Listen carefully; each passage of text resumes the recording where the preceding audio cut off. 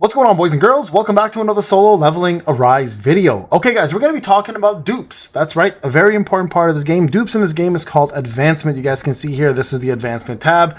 So I'm going to be breaking down for you guys the most important advancements for each character, and I think each weapon as well too. So we're going to talk about Cha first. Now before I talk about the characters and the weapons, I do want to say this real quick. I've made a video in the past for this, so I'm going to combine the two videos, give you an all-in-one. That way it's fully covered. Everything is still relevant that I spoke about.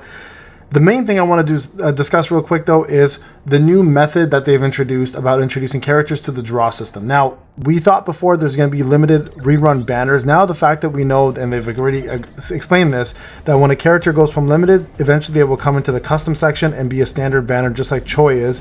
So you guys can now get limited characters if you're more patient through the standard banner. So that means you're not forced to use limited tickets just for the characters that you want that are sitting here. So keep that in mind before you start going ham on all of your summons. Duping is up to you. There's patience to it. So this is for free to play mostly. Pay to win, you can do whatever you want obviously, but some dolphins this is going to apply to you as well. You don't have to get them all the way to the dupe level that I tell you is good. You can be patient and then eventually get them in the custom standard banner rather than spending your limited tickets, and you can save there. So it's up to you. I never tell anybody what to do. I just give you information. If you look at any of my comments back to players, I always say, here's the data, you can decide. That's what I always say. So my advice to you guys, if you're a free-to-play player, don't spend all of your tickets on Cha right away. Save up for future limited characters because she will eventually be introduced here just like Choi was, and then you guys can now summon her from the regular banner as well too in the future. But it's up to you and your patience. I will never tell you how to do your account. So talk about Cha. Now, if I go back to my channel, you guys know I did a full analysis on her, gave you a full breakdown. We already know where Cha stands. So Cha at A0 is the best hunter in the game, period. Okay, Cha at A1 killed the bear with 30 seconds left. Cha at A2, this is level 50 by the way, with gear, just level 50, not max level. Max level she would have destroyed these even more. So she killed the bear with level 30 seconds left at level 50, and then killed the bear at 49 seconds with A2, and then A3 was the sweet spot where you had the biggest increase in time. It was 121 seconds. So ideally A3 is your biggest advancement for Cha, and that's where you want her dupes to usually stop. You don't need to go any further than that. You're just increasing time by a little bit at that point, and it's up to you if you want to. But again, A3 is the sweet spot. Now, I've given you that information. What you do with that information is up to you. You can watch the full testing on my live stream. It was the first live stream I did for Global. It's all there for you guys. So I don't want you guys to assume I'm telling you you have to get her limited character now. You could always be patient and wait a little bit and get it later, right? So that's the important thing to remember. Now, all right, now that we finished Cha, we're going to talk quickly about SM Baek because I don't think I did that part for the other video or the other part of the video. SM Baek is actually going to be a little bit more expensive than Cha to actually maximize. And I just want to say this real quick with SM Baek. He is, in fact, a advanced unit. Now the reason why he's considered an advanced unit is he loses health very rapidly to do more damage, and there's no lifesteal for him, so you're gonna need to bring a healer usually to help him out a little bit,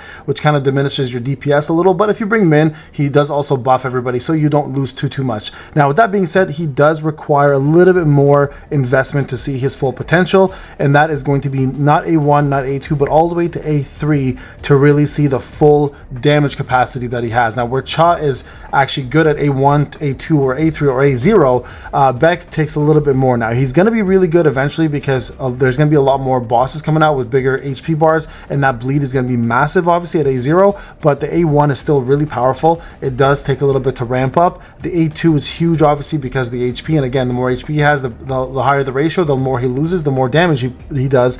And then of course the A3 here is the big part here, which increases his basic attack and core attacks, and you want to use a dragon set for him to increase the bleeding, the damage he does to bleeding targets by 40% more, which is huge, right? Now obviously if you push him to A5, he's actually extremely powerful at A5, but A3 is also the sweet spot for him, but he won't be quite as good without that A3 versus Cha, who's good right from A1. Okay, now with that being said, let's jump into the other part of the video, guys, and cover the rest of the units and weapons. I'll see you guys shortly.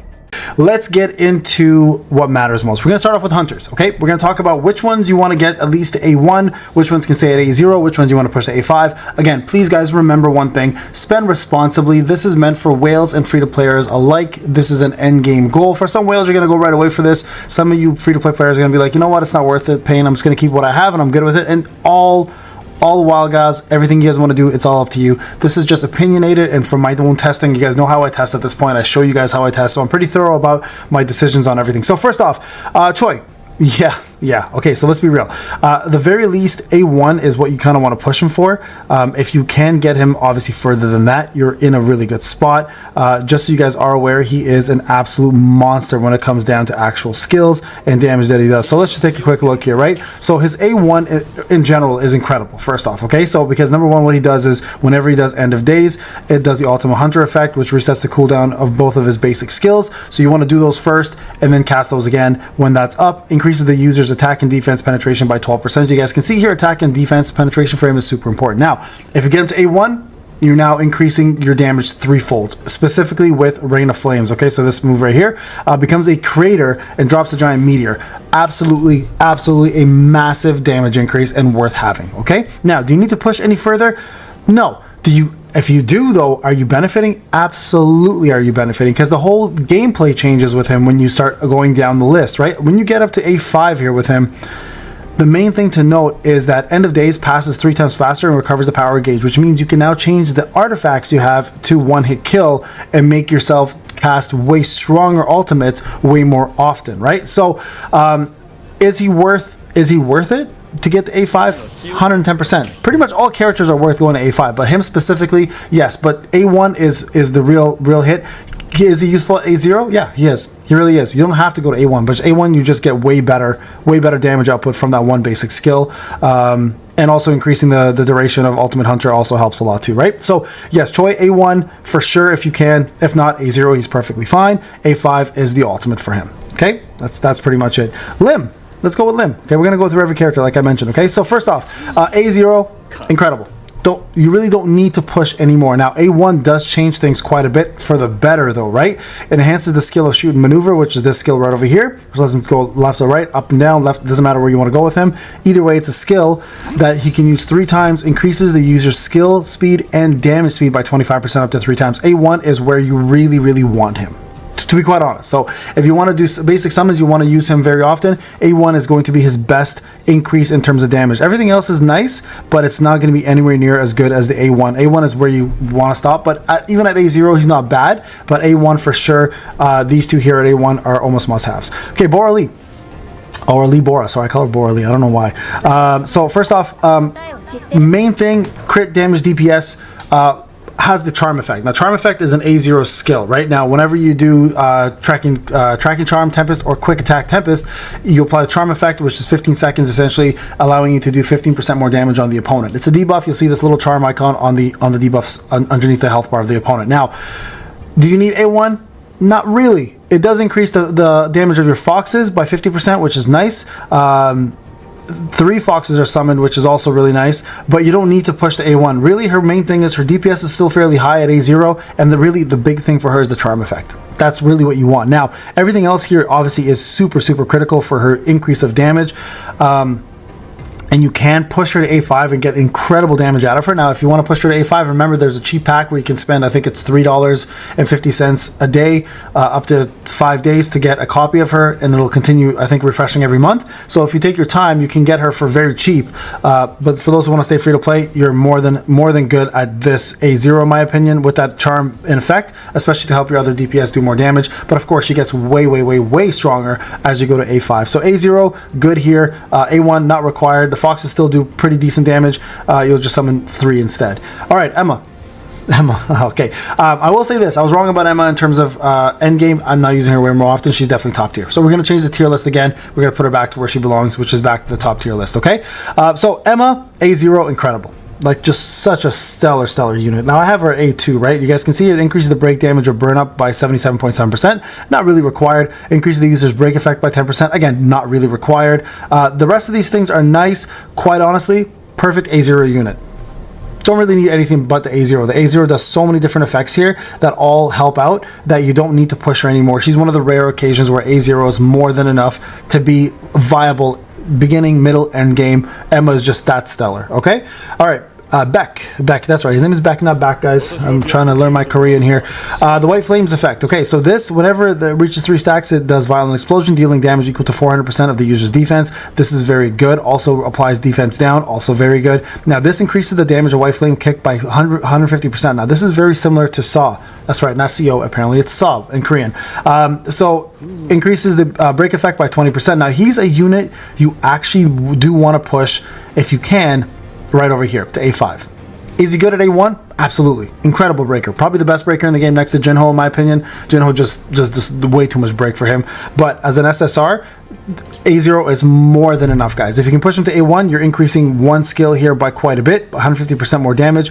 But realistically, he shines the most, obviously, at A5. Considering what else you get from this. Look at this, increases the light damage by A3, so A3 is a massive boost to him, and then the crit hit rate is nice for him as well. But then here, when user enters the stage, recovers the power gauge by 100%, increases the damage of violent explosion by 80. So this here right away, instant ultimate, instant explosion, 80% more damage from that alone, and then all the other stuff that comes along with it, including his breaks.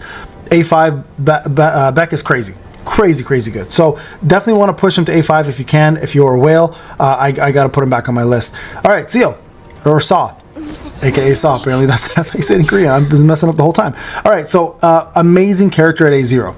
Do you need A1?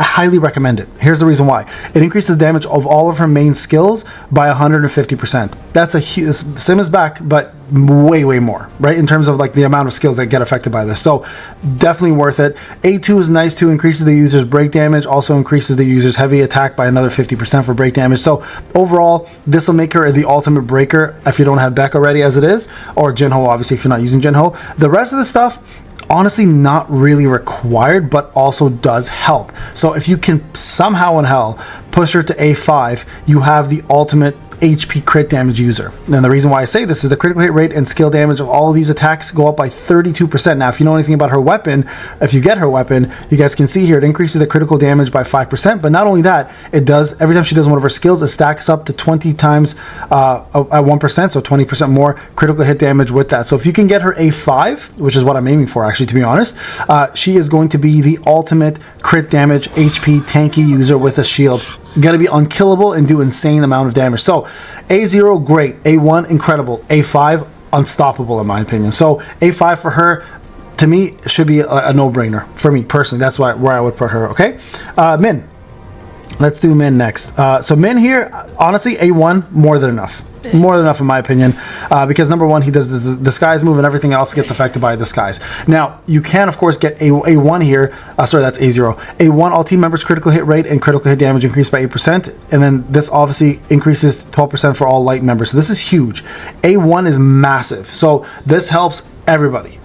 Okay, except for Choi, unfortunately. Choi's the only one that doesn't get affected. But light damage dealers also will increase now all of their crit rate and crit hit damage. Now, if you look at the light damage dealers, though, there aren't very many good ones. That's kind of where the problem stems. The only one really that's going to affect them most is going to be Baek. That's really it.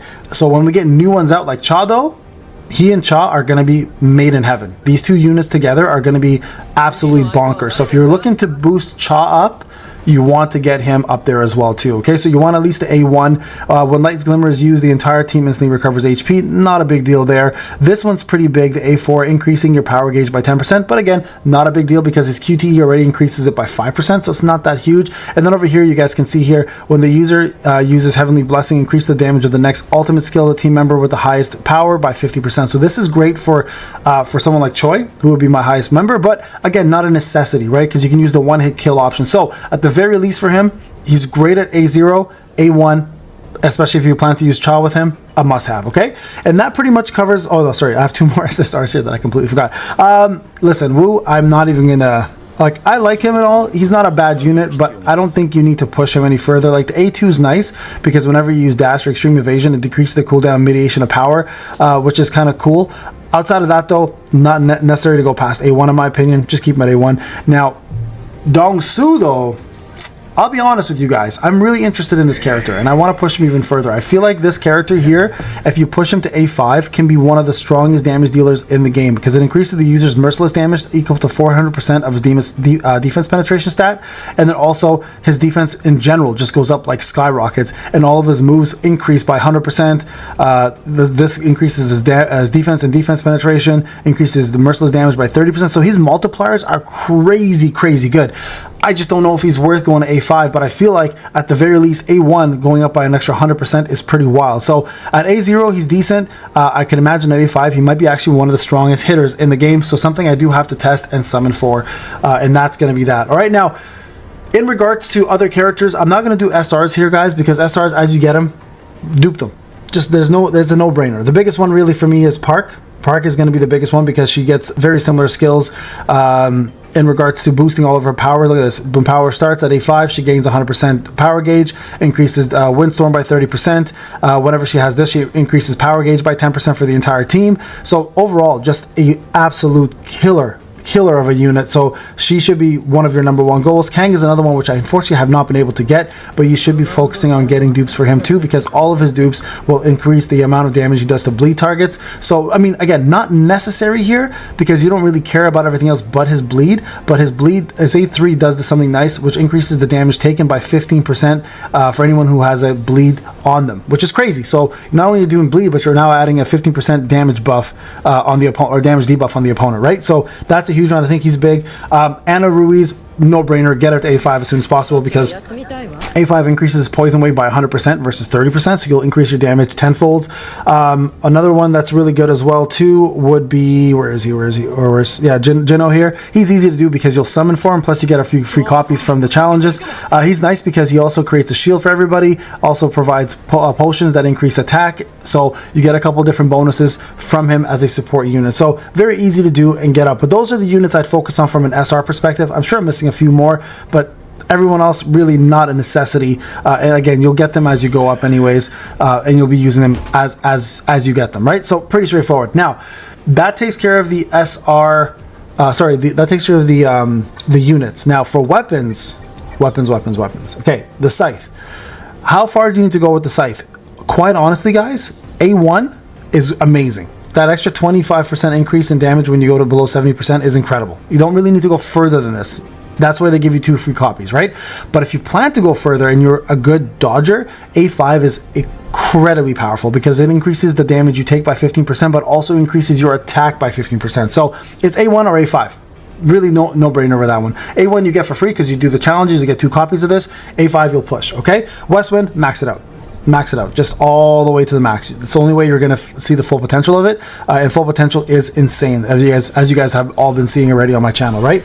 Plum Sword, incredible. So A1 already makes it that much better because you increase your chance of landing a critical hit by 32% and also increase the damage of the skill by 32%. The further you go though, the better this thing becomes. So A1, A5, same thing as Scythe. You can use it at A0, but A1 it really does excel.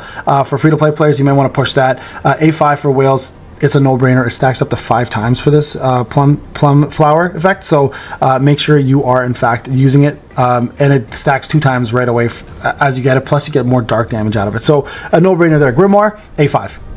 Get it to A5. Just push it to A5. A1 is good because A1 also increases the amount of damage, weakness damage people take by 24%, but A5 here does 50% more damage to frozen targets. That's what you want. Okay, A5. No-brainer there. A3 for this one. A3 for the lightning sword because you don't have to worry about the counter attack anymore, and you just continuously do AoE plus damage. If you can get it to A5, obviously it's great, but A3 for this weapon for sure. For sure. Huntsman, A5, man.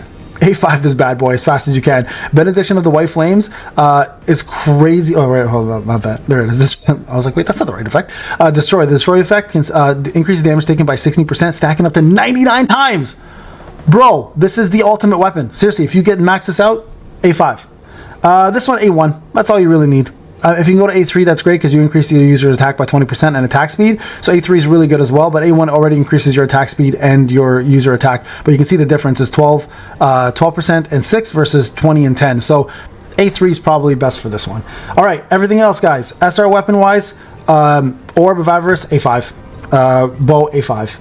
Baruka's Dagger, A3, I believe, is the only one you really want. A5 is nice because it increases the critical hit rate by 40%, but A3 is exactly what you're looking for. You don't need to go any further than that. For the SR sword, honestly, I'd say A3 as well, because the Dragon Flash does more damage here with lightning. Kazaka Daggers, A5. Just get A5 in this. It's just so much better. It's just so much better. I got these as A5. I think I'm A4 right now with this. The Demon Knight Spear, honestly, man, if you can A5 this, you're set for quite some time. Increases the user's attack speed by 10%. You throw these things so fast. And also increases holy damage by 10%. Huge upgrade in damage. For the gun, A5 as well. So you guys can see here, majority of these ones are going to be A5s. So SR weapons, A5 them. Thing is, never melt your SR weapons. A5, A10 if you can, and then you're set, okay? But that's pretty much it for weapons, guys. If you have any comments or questions, please let me know in the comment section. This is Payne. Hope you enjoyed the video. I'll talk to you guys in the next one. Take care.